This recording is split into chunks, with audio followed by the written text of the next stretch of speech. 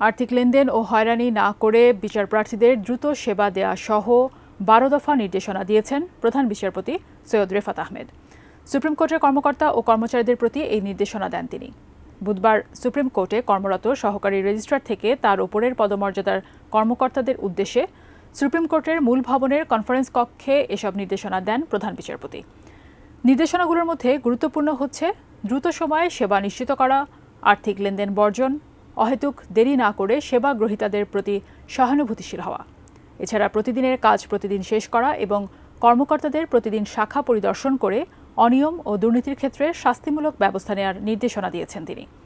প্রধান বিচারপতি একই সাথে বিচার সেবা নিতে আসা জনসাধারণ ও তাদের নিযুক্ত আইনজীবীদের সাথে ভালো ব্যবহার করতে সুপ্রিম কোর্টের কর্মকর্তাদের নির্দেশ দেন।